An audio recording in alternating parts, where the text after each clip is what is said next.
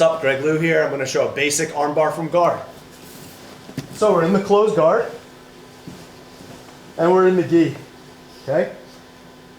Whichever arm I'm going to attack, I typically like to double up on, and I really like cat's paw grip. So what I'm going to do is I'm going to wrap it around these four knuckles, okay? You don't want to keep your thumbs in. You're at a risk of injury on your own thumb. So I wrap it around, and this makes it very hard for him to pull his arm out. What I'm going to do is I'm going to drag his arm across. So I actually typically pop my hips in the air first, and then on my way down, I do what feels like a grip break, and I pull. As soon as I pull across, he's going to resist by pulling back, right? And that is when I switch to this grip. My outside, which is the straight side, arm is going to keep the cat's paw grip, and my inside arm is going to go over and cut behind his tricep. So he's holding my belt or a zipper grip. I pop my hips, drag across, and then I cut. Once I cut, it makes his arm dragging back very, very hard for him to do. I have really good friction here. He can't just pull his arm free. There's too much, especially in gi, by the way. In no gi, it's a little bit harder because you don't have this grip securing it. Once I have this grip and I know it's hard for him to pull out, I want to start cutting my angle. Okay? The way I want to go is away from the arm that I'm attacking. So whichever way I'm pulling his arm, his hand is pointing the direction that I want to go. Now, in order to get there, I need to do a few things. One is cutting my angle by putting my foot on the hip.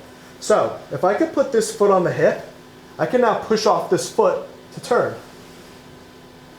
However, pushing on the hip alone is not going to work. That will just look like this.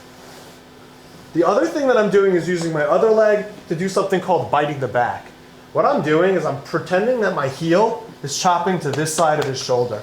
And I'm getting the inside of my hamstring, inside my knee, inside my quadricep, and I'm pushing him down on the bottom of his armpit.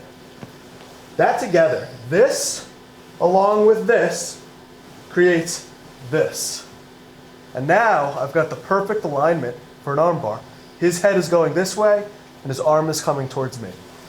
So we're here. I'm going to double up on a cat's paw. Typically, if they have a good grip, I have to pop my hips in the air and then rip it on the way down. And that's a really fast movement. That looks like this. Okay, as soon as I get here, over the tricep, over the arm, around the tricep, and I'm keeping this grip. From here, my foot is going to go on the hip, and I'm going to bite the back at the same time. While I'm doing that, it's very important that your knee stays pinched.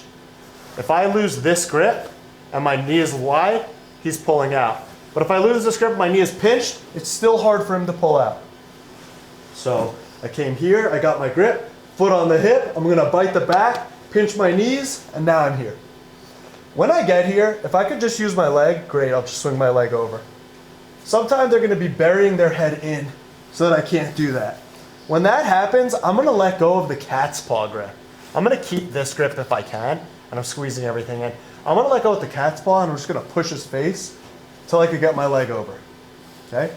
Now, a big mistake people do is they cross their legs here. And as you get better at jiu-jitsu, it's okay to cross your legs as long as you understand that I'm trying to push them this way, like I'm using my knee. But in the beginning, I want you to take this leg, point it out and down. It's going to break their posture down. What they want to do is stack me at this point so they can start ripping this elbow free. So I want to stop him from being able to stack me. And I do that by pushing down on the head.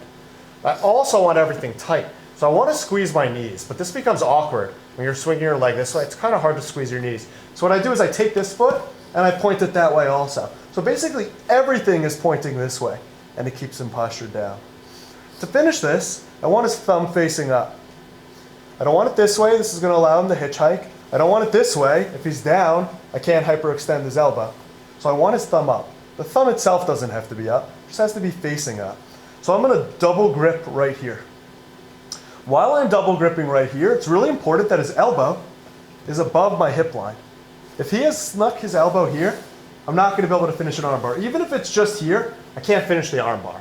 It has to be above my hips. So if you feel him starting to pull it out, I have to first secure this position before I can start working the finish. The finish is this.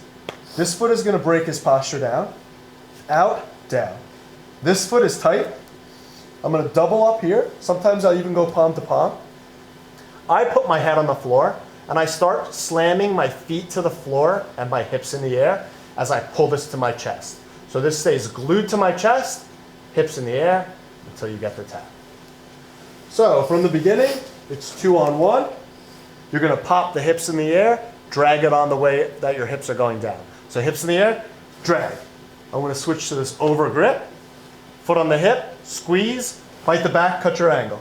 If you need a little push, push. Foot down, other foot in, double up on the wrist, thumb up, head down, feet down, hips up. And there's your basic arm bar. When you do it fast, it looks like this.